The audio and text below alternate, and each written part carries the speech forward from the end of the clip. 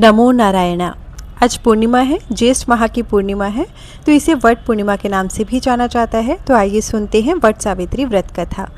सनत कुमार निवेदन करते हैं भगवान शिव से, हे भगवान शिव, यदि कुलीन स्त्रियों को अखंड सौभाग्य, महाभाग्य तथा पुत्र पौत्र आदि का सुख प्रदान करने वाला कोई व्रत हो तो कृपा करके उसका वर्णन करें। भगवान शिव ने कहा, मध्य देश में अश्वपति नाम का एक राजा था। अश्वपति अत्यंत धर्मात्मा, ज्ञानी, वीर तथा वेद वेदांगों का ज्ञाता था। अति बलशाली एवं समस्त प्रकार के ऐश्वर्यों से युक्त होते हुए भी राजा के जीवन में संतान का अभाव था। संतान प्राप्ति के उद्देश्य से राजा अपनी धर्मपत्नी सहित अनेक प्रकार के तप, पूजा तथा आराधना करने लगा। राजा अश्वपति देवी सावित्री के मंत्रों का जप करता था तथा उनके निमित्त भक्ति पूर्वक आहुति अर्पित करता था। हे सनत कुमार, राजा की आराधना से देवी प्रसन्न हुई तथा कृपा करके उसे वरदान देने हेतु प्रकट हुई। भू, भुवः तथा स्वहा के तेज से युक्त तथा अक्षय सूत्र एवं कमंडलू धारण किए हुए संपूर्ण सृष्टि में पूजनीय देवी सावित्री के दर्शन कर राजा अश्वपति धन धान्य हो गया। राजा ने देवी माँ को हर्षित हृदय के साथ भक्ति पूर्वक साष्टांग प्रणाम किया। राजा अश्वपति को दंड की भांति भूमि पर पड़ा देखकर देवी माँ ने कहा, हे राजन, मैं तुम्हारी भक्ति से अति प्रसन्न हूँ, अतः तुम इच्छित वर की कामना करो। देवी के श्री मुख से यह वचन सुन राजा हर्षपूर्वक बोला, हे देवी, मैं निःसंतान हूँ, मेरी कोई संतति नहीं है, मैं एक उत्तम पुत्र का वरदान चाहता हूँ। हे जगदम्बा सावित्री, पुत्र के अतिरिक्त मेरी अन्य कोई कामना नहीं है। आपकी कृपा से पृथ्वी पर उपस्थित समस्त दुर्लभ पदार्थ मेरे महल में उपलब्ध हैं। हे महादेवी, सभी सुख सौभाग्य मुझे आपकी दया से प्राप्त हैं, अतः मुझे पुत्र प्राप्ति का आशीर्वाद दे। राजा द्वारा इस प्रकार प्रार्थना करने पर देवी सावित्री ने राजा से कहा, हे राजन, तुम्हारा कोई पुत्र नहीं है, किंतु भविष्य में एक कन्या होगी। वह स्वयं का एवं अपने पति दोनों के कुल का उद्धार करने वाली होगी। हे राज शार्दुल, जो मेरा नाम है उस कन्या का भी वही नाम होगा। हे मुनिश्रेष्ठ, राजा को संतान प्राप्ति का वर प्रदान करने के पश्चात देवी वहां से अंतर्धान हो गई। राजा आनंद मगन हो गया। कुछ दिवस व्यतीत होने के उपरांत रानी ने गर्भ धारण किया। पूर्ण समय होने पर प्रसव हुआ। सावित्री का जाप करने के कारण प्रसव को देवी सावित्री ने वरदान दिया था, अतः कन्या का जन्म हुआ। नवजात कन्या का नाम सावित्री ही रखा गया। उस कन्या के नयन कमल दल की भांति थे तथा उसके मुखमंडल पर देवी के समान ही तेज उपस्थित था। जिस प्रकार आकाश में चंद्रमा की कलाओं में वृद्धि होती है, उसी प्रकार उस कन्या के तेज तथा कांति में भी वृद्धि होती थी। वह ब्रह्मा की सावित्री थी। विशाल नयनों वाली देवी लक्ष्मी ही थी। अपनी पुत्री की हेम गर्भ के समान आभा देखकर राजा चिंतित हुआ। उसकी पुत्री सावित्री के समान कोई सुंदर नहीं था।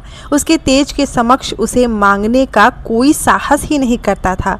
उसका रूप एवं तेज का दर्शन कर सभी राजा स्तंभित हो गए थे। एक दिन राजा ने उस कमल नयनी से निवेदन किया, हे पुत्री, तेरे विवाह का समय आ गया है, किंतु कोई भी तुझसे विवाह करने हेतु प्रस्ताव नहीं ला रहा है। अतः जो भी गुणवान वर मिले तथा जिसके कुटुंब एवं व्यवहार से तुझे आनंद प्राप्त हो, उससे तू स्वयं ही विवाह कर ले। यह कहकर वृद्ध मंत्रियों तथा नाना प्रकार के वस्त्र अलंकारों के साथ पुत्री को भेज दिया। राजा क्षण मात्र के लिए बैठा ही था कि उसी समय वहां देवऋषि नारद का आगमन हुआ। राजा ने अर्घ्य अर्पण तथा चरण प्रक्षालन कर देवऋषि नारद को आसन ग्रहण कराया। पूजन आदि करके राजा ने देवऋषि नारद से कहा, आपके दर्शन करके मैं पवित्र हो गया, आपने मुझे पावन कर दिया। राजा देवऋषि नारद से वार्ता कर ही रहे थे कि उसी समय आश्रम से कमल नयनी सावित्री उन्हीं वृद्ध मंत्रियों सहित वहां उपस्थित हो गई।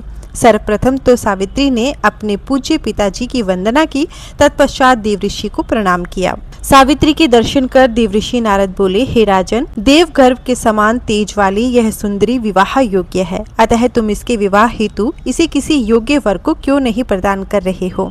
राजा ने उत्तर दिया, हे मुनिश्रेष्ठ, मैंने सावित्री को इसी कार्य हेतु भेजा था। अभी यह लौट आई है। इसने अपने पति का चयन स्वयं ही कर लिया है। कृपया आप ही पूछ लीजिए। देवऋषि नारद के प्रश्न करने पर सावित्री ने उत्तर दिया, हे मुनिश्रेष्ठ, आश्रम में द्युमत्सेन का पुत्र सत्यवान है। मैंने उसका ही अपने पति के रूप में चयन किया है। सावित्री के मुख से यह सुनते ही देवऋषि नारद ने कहा, हे राजन, आपकी पुत्री ने यह अत्यंत अनुचित कार्य किया है। इसने सत्यवान के विषय में बिना कुछ ज्ञात किए ही उसका वरण कर लिया। यद्यपि वह अत्यंत सद्गुणी है, लोकप्रिय है तथा उसके माता पिता भी सत्यवादी है। वह स्वयं भी सदैव सत्य ही बोलता है, इसलिए सत्यवान के नाम से विख्यात है। उसे अश्व अत्यंत प्रिय है। वह चित्र भी अश्व के ही काटता है, इसी कारण उसका एक नाम चित्राश्व भी है। वह सौंदर्य एवं सद्गुणों से परिपूर्ण है तथा समस्त शास्त्रों का ज्ञाता है। उसके समान कोई मनुष्य नहीं है। जिस प्रकार रत्नों से महासागर परिपूर्ण होता है, उसी प्रकार सत्यवान भी समस्त गुणों से संपन्न है, किंतु उसका एक ही दोष उसके समस्त गुणों को न्यून कर देता है कि 1 वर्ष में उसकी आयु क्षीण हो जाएगी तथा वह देह त्याग कर देगा। देवऋषि नारद की श्रीमुख से यह सुनकर अश्वपति बोल पड़े, हे पुत्री सावित्री, तेरा कल्याण हो। तू किसी अन्य वर से विवाह कर ले। हे शुभलोचने, यही तेरे विवाह का अनुकूल समय है। इस पर सावित्री ने कहा, हे तात, मैं मन से भी किसी को नहीं चाहती। जिसका मैंने वरण किया है वही मेरा पति होगा। पहले मन से विचार कर तदोपरांत शुभ अशुभ का विचार करना मनुष्यों को पीछे करता है। इस कारण मैंने मन से भी किसी अन्य पुरुष का वरण नहीं किया है।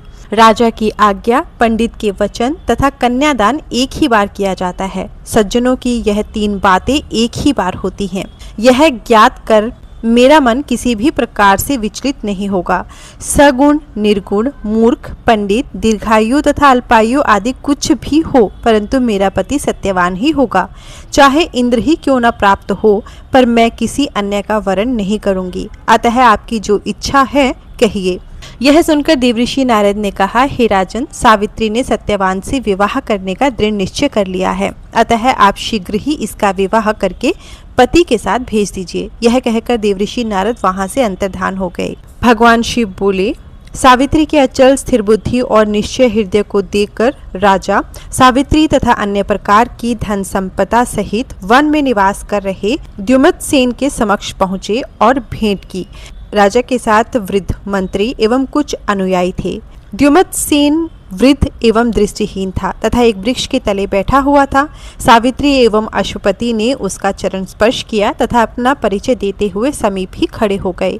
द्युमत्सेन ने राजा के पधारने का कारण पूछा और वन के कंदमूल, फल आदि से स्वागत सत्कार किया। तदोपरांत द्युमत्सेन ने राजा अश्वपति से कुशल क्षेम समाचार पूछे तो अश्वपति ने कहा, आपके दर्शन मात्र से मेरा मंगल हो गया है। मेरी सावित्री नाम की पुत्री है। इसने स्वयं ही आपके पुत्र को अपने पति के रूप में वरा है। यह निष्पाप आपके पुत्र को अपना पति स्वीकार कर ले तथा मेरा और आपका संबंध स्थापित हो, यही कामना लेकर मैं यहाँ उपस्थित हुआ हूँ। द्युमत्सेन ने कहा कि हे राजन, मैं वृद्ध एवं दृष्टिहीन हूँ। मेरा भोजन कंदमूल, फल आदि है। राज्य से त्यक्त हूँ। मेरा पुत्र भी वन संसाधनों का ही निर्वाह करता है। आपकी पुत्री वन्य जीवन के कष्टों को कैसे सहन करेगी? भला इसे इन दुखों का अर्थ कहाँ ज्ञात होगा? अतः यही कारण है कि मैं विवाह प्रस्ताव को स्वीकार नहीं कर सकता। द्युमत्सेन के मन की दुविधा को समझते हुए राजा अश्वपति ने कहा, मेरी पुत्री ने इन सभी तथ्यों को ज्ञात कर ही सत्यवान का वरण किया है। निसंदेह आपके पुत्र का सानिध्य मेरी पुत्री को स्वर्ग के समान प्रतीत होगा। अश्वपति के वचनों को सुन उस द्युमत्सेन राजर्षि ने सावित्री एवं सत्यवान के विवाह हेतु समर्थन दे दिया। विवाहोपरांत अश्वपति ने अनेक प्रकार से राजर्षि द्युमत्सेन का अभिवादन किया तथा अपनी राजधानी को प्रस्थान किया। सत्यवान को पति के रूप में प्राप्त कर सावित्री उसी प्रकार आनंद विभोर हो गई जिस प्रकार इंद्र को प्राप्त कर शची आनंदित होती है। सत्यवान भी सावित्री को पत्नी रूप में प्राप्त कर अत्यधिक हर्षित एवं आनंदित हो रहा था। सावित्री के मन में अभी भी देवऋषि नारद द्वारा कहे गए वचन गुंजायमान हो रहे थे, इसलिए उसने वट सावित्री व्रत करने का संकल्प ग्रहण किया। वह दिनों की गिनती करती रहती थी तथा सत्यवान का अंत समय निकट आने की चिंता से गृहस्थ जीवन का आनंद भी नहीं ग्रहण कर पा रही थी। सावित्री दिन रात व्रत में ही लीन हो गई। 3 रात्रि पूर्ण कर पितृदेवताओं का तर्पण किया तथा सास ससुर का चरण वंदना कर पूजन किया। तदोपरांत सत्यवान एक विशाल कठोर कुठार लेकर वन की ओर प्रस्थान करने लगा। किसी अनहोनी की आशंका से सावित्री ने सत्यवान से आग्रह किया कि कृपया आप इस समय वन न जाएं। यदि जाने की इच्छुक ही हैं तो मुझे भी साथ आने की आज्ञा दें। इस आश्रम में निवास करते हुए 1 वर्ष व्यतीत हो गया है। मैंने आज तक वन का दर्शन नहीं किया है। मेरी भी वन भ्रमण की कामना है। हे स्वामी, हे मेरे नाथ, मुझे अपने साथ ले चलें। सत्यवान ने कहा, मैं स्वतंत्र नहीं हूँ। मेरे माता पिता से आज्ञा ले, और यदि वे कहते हैं तो हे मेरी प्राण प्रिय, तू अवश्य ही मेरे साथ वन को चल। सत्यवान के वचन सुनकर सावित्री सास ससुर के चरणों में प्रणाम करते हुए बोली, मैं वन भ्रमण करना चाहती हूँ, कृपया मुझे आज्ञा दें। मेरा हृदय अपने पति के साथ वन भ्रमण हेतु अधीर हो रहा है। ये सुनकर द्युमतसेन ने कहा, हे कल्याणी, आपने व्रत किया है, अतः उसका पारण कर लीजिए, तत्पश्चात वन चली जाना। सावित्री बोली, मैंने यह अनुष्ठान कर पूर्ण कर लिया है तथा चंद्रदेव के उपरांत भोजन ग्रहण करूंगी। इस समय मेरा मन पति के साथ वन भ्रमण हेतु लालायित है। हे तात, मुझे मेरे प्रिय पति के सामीप्य में किसी प्रकार का कष्ट नहीं होगा। ये सुनकर द्युमतसेन ने कहा, जैसा आपको उचित लगे प्रसन्नता पूर्वक वैसा ही करें। सावित्री ने सास ससुर की चरण वंदना की तथा सत्यवान के साथ वन को प्रस्थान किया। पति की मृत्यु का समय निकट था, अतः सावित्री निरंतर उसे ही निहार रही थी। संपूर्ण वन विविध प्रकार की सुंदर पुष्पों से सुसज्जित था। सुंदर हिरण वायु वेग से यहाँ वहाँ दौड़ रहे थे। सावित्री इस मनोरम दृश्य को देखते हुए वन में चली जा रही थी, किंतु मन में सत्यवान की मृत्यु के विषय में विचार कर भय कंपित भी हो रही थी। सत्यवान कठिन परिश्रम करते हुए शीघ्रता से लकड़ी तथा फल आदि का संचय करने लगा। परम पतिव्रता महासती सावित्री वट वृक्ष के मूल में बैठी हुई थी। उसी समय लकड़ी का भार उठाते हुए सत्यवान के मस्तक में तीव्र पीड़ा होने लगी तथा सत्यवान को भारी कष्ट का अनुभव होने लगा। उसकी देह कंपित होने लगी। वह वटवृक्ष के समीप आकर सावित्री से बोला, मेरी देह में कंपन हो रहा है, मेरे मस्तक में पीड़ा हो रही है। ऐसा प्रतीत होता है जैसे मेरे मस्तक में शूल के समान कांटे चुभ रहे हैं। हे सुव्रते, हे प्राण प्रिय, मैं तेरी गोद में विश्राम करना चाहता हूँ। सावित्री सत्यवान की मृत्यु के समय से अवगत थी। उसे यह ज्ञात हो गया था कि काल का आगमन हो गया है, अतः वह उसी स्थान पर बैठ गई और सत्यवान भी उसकी गोद में मस्तक रखकर शयन करने लगा। उसी क्षण वहाँ एक कृष्ण पिंगल अर्थात काला एवं भूरे वर्ण का व्यक्ति प्रकट हुआ।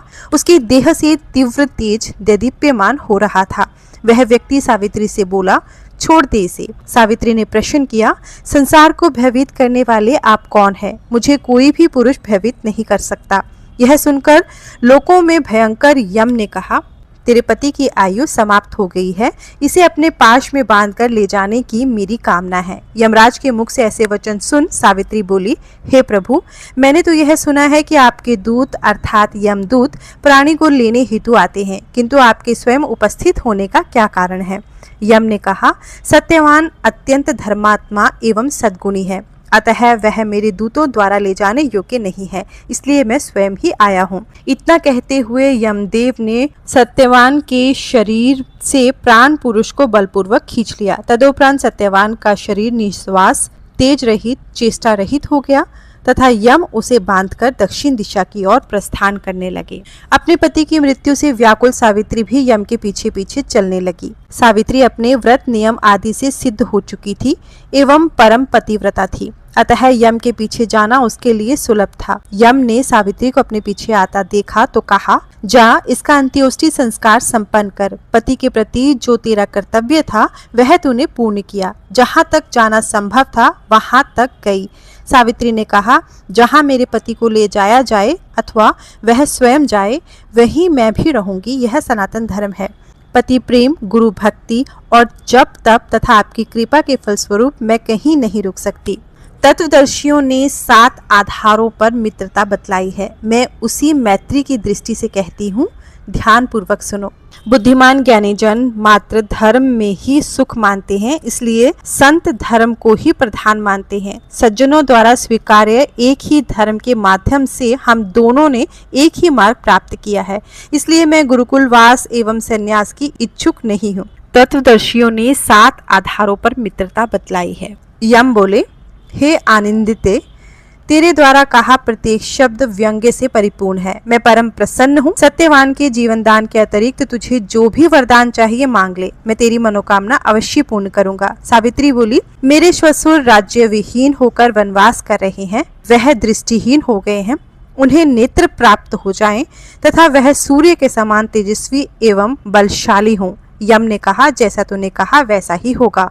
मैं आपके मार्ग का परिश्रम देख रहा हूँ, आप अपने आश्रम के लिए प्रस्थान करें। सावित्री बोली, आप जहाँ मेरे पति को लेकर चलेंगे मैं भी वहीं चलूंगी, इसमें मुझे कोई कष्ट नहीं होगा। सज्जनों के सानिध्य की कामना सभी करते हैं, सज्जनों का संग कभी निष्फल नहीं होता, अतः सदैव सज्जनों की संगति करनी चाहिए। यम कहते हैं, आपका कथन मेरे मनोनुकूल, बुद्धि बल में वृद्धि करने वाला तथा अत्यंत हितकारी है। हे भामिनी, सत्यवान के जीवन के अतिरिक्त कोई अन्य दूसरा वर मांग ले। सावित्री बोली, मेरा दूसरा वरदान यह है कि मेरे ससुर का छीना हुआ राज्य पुनः उन्हें प्राप्त हो जाए तथा वह धर्म कर्म कभी न त्यागे। यम ने कहा, कुछ ही समय में आपके ससुर को उनका राज्य प्राप्त हो जाएगा तथा वह कभी धर्म से विमुख नहीं होंगे। तेरी मनोकामना पूर्ण हुई, अब घर लौट जा, व्यर्थ कष्ट क्यों करती है। सावित्री बोली, मुझे ज्ञात है कि आपने प्रजा को नियम के बंधन में बांधा हुआ है, इसलिए यम के रूप में विख्यात है। मन, वाणी, अंतःकरण से किसी से शत्रुता न करना, दान करना, आग्रह का परित्याग करना, यह सज्जनों का सनातन धर्म है। इसी प्रकार यह लोक है, यहाँ शक्तिशाली सज्जन मनुष्य शत्रुओं पर भी दया करते हैं। यम बोले, आपके वचन मुझे ठीक उसी प्रकार प्रतीत होते हैं जैसे प्यासे को जल। सत्यवान के प्राणों के अतिरिक्त जो उचित लगे मांग लो। सावित्री ने कहा, मेरा तीसरा वरदान यह है कि मेरे पुत्रहीन पिता को 100 कुलवर्धक औरस पुत्र प्राप्त हो। यम ने कहा, तेरे पिता को शुभ लक्षणों से युक्त 100 पुत्र प्राप्त होंगे। हे भामिनी, तुम्हारी समस्त कामनाएं पूर्ण हुई, अब लौट जाओ, बहुत दूर आ चुकी हो। सावित्री बोली, पति समक्ष मेरे लिए कुछ दूरी नहीं, मेरा मन पति समीप बहुत दूर तक भी पहुंच जाता है। मुझे कुछ स्मरण हो आया है, उसे भी सुनिए। आप आदित्य के प्रतिपुत्र हैं, इसलिए ज्ञानी जन आपको वैवस्वत कहते हैं। आप प्रजा के समान व्यवहार करते हैं, इसलिए आपको धर्मराज कहते हैं। संसार में व्यक्तियों को स्वयं से अधिक सज्जनों पर विश्वास होता है, इसी कारण सज्जन सभी को प्रिय होते हैं। यम ने कहा, जो जैसा वर्णन किया है ऐसा मैंने पूर्व में कभी नहीं सुना। मैं तेरे वचनों से अति प्रसन्न हूँ। सत्यवान के जीवन के अतिरिक्त जो कामना हो मांग ले। सावित्री बोली, मुझे सत्यवान से ही औरस पुत्र हूँ। हम दोनों का बलशाली वीरशाली 100 पुत्रों से संपन्न कुल हो, यही मेरा चौथा वरदान है। यम ने कहा, तथास्तु, तेरा और सत्यवान का 100 पुत्रों से युक्त परिवार होगा। अब वापस लौट जा, बहुत दूर आ चुकी है। सावित्री ने कहा, सज्जनों की वृद्धि सदा धर्म में ही रहती है, न तो सत्पुरुष उसमें दुखी होते हैं तथा न ही विचलित होते हैं। सज्जनों का सज्जनों से संग कभी व्यर्थ नहीं होता, उन्हें किसी प्रकार का भय नहीं होता।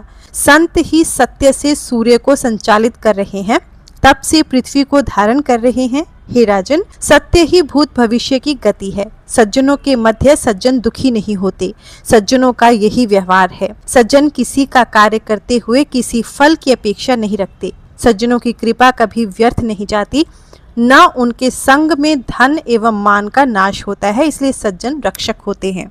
यम ने कहा, तेरे द्वारा कहे मनोनुकूल, धर्मानुकूल तथा अर्थ युक्त वचनों को सुनकर तेरे प्रति मेरी भक्ति बढ़ती जा रही है। अतः हे सच्चरित्र वर मांग, हे सच्चरित्र वर मांग। सावित्री बोली, मैंने आपसे औरस पुत्र अर्थात दाम्पत्य सुख के साथ पुत्र का वरदान मांगा है तथा न ही मैंने किसी अन्य रीति से पुत्र प्राप्ति की कामना की है। अतः आप मुझे वरदान दें कि मेरा पति जीवित हो जाए, क्योंकि इनके बिना मैं भी मृत समान हूँ। पति के अभाव में मुझे स्वर्ग, श्री तथा जीवन आदि सुख कुछ नहीं चाहिए। आपने मुझे 100 औरस पुत्रों का वरदान दिया और आप स्वयं ही मेरे पति के प्राणों का हरण कर रहे हैं। इस कारण आपका वरदान कैसे फलीभूत होगा। मैं वरदान मांगती हूँ कि सत्यवान का प्राण पुनः लौट आए। ऐसा करने से आपके ही वचन सत्य होंगे। यम ने तथास्तु कहकर सत्यवान के प्राणों को पाश से मुक्त कर दिया तथा प्रसन्नता पूर्वक बोला, हे कुल नंदिनी, मैंने आपके पति को मुक्त कर दिया है। यह निरोग एवं सिद्धार्थ होगा, आप इसे ले जाएं। यह आपके साथ 400 वर्ष की आयु प्राप्त करेगा। सावित्री वट वृक्ष के समीप आ गई तथा सत्यवान के सिर को अपनी गोद में रखकर बैठ गई। भगवान शिव ने कहा, हे ब्राह्मण, सत्यवान की चेतना लौट आई और वह बोला, हे प्राणप्रिय, मैंने अभी एक स्वप्न देखा। तदोपरांत संपूर्ण वृत्तांत उसने सावित्री को सुनाया। सावित्री ने भी यम के साथ हुई अपनी वार्ता के विषय में सत्यवान को बताया। द्युमत्सेन अपने पुत्र के आगमन की प्रतीक्षा कर रहा था, किंतु सायंकाल का समय होते ही वह व्याकुल हो उठा और वहां से चारों दिशाओं में भागने लगा। द्युमत्सेन पुत्र की खोज में एक आश्रम से दूसरे आश्रम जाता और सभी से प्रश्न करता, मेरे प्रिय पुत्र चित्राश्व कहाँ है, तथा हे पुत्र कहकर दुखी होने लगा। उसी समय अकस्मात ही राजा के नेत्र खुल गए तथा उसकी दृष्टि लौट आई।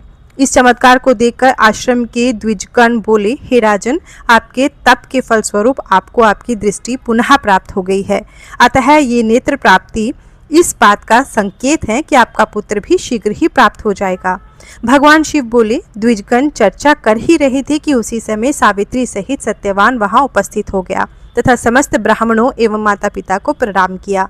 वहां उपस्थित द्विजगणों ने प्रश्न किया, हे शुभानने सावित्री, क्या तुम्हें अपने वृद्ध ससुर के नेत्रों की पुनः प्राप्ति का कारण ज्ञात है? सावित्री बोली, हे पूजनीय द्विजगणों, मुझे उनकी दृष्टि प्राप्ति का वास्तविक कारण तो ज्ञात नहीं है, किंतु मेरे पति चिरनिद्रा में लीन हो गए थे, इसी कारण विलंब हो गया। सत्यवान बोला, हे मुनिगणों, यह सब इस सावित्री के व्रत के प्रभाव से ही हुआ है, मुझे कोई अन्य कारण नहीं प्रतीत होता।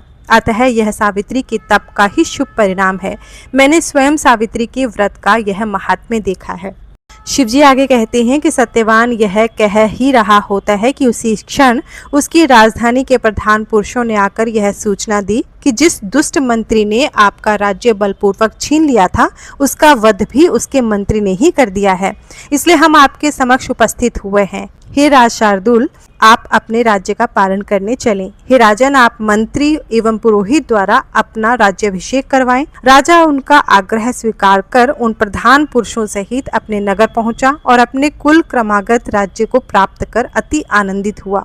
सावित्री एवं सत्यवान भी अत्यंत हर्षित हुए। इसी व्रत के महात्म्य से सावित्री ने 100 वीर पुत्रों को जन्म दिया। यमराज के वरदान के अनुसार ही सावित्री के पिता के भी परम बलवान 100 पुत्र हुए। हे ब्राह्मण, यह हमने इस वट सावित्री व्रत का उत्तम महत्व सुना दिया है। इस व्रत के प्रभाव से आयु क्षीण होने पर भी पति जीवित हो उठता है। समस्त स्त्रियों को इस सौभाग्यदायक व्रत को करना चाहिए। तो ये है स्कंद पुराण में वर्णित वट सावित्री व्रत कथा। हरिओम। धन्यवाद।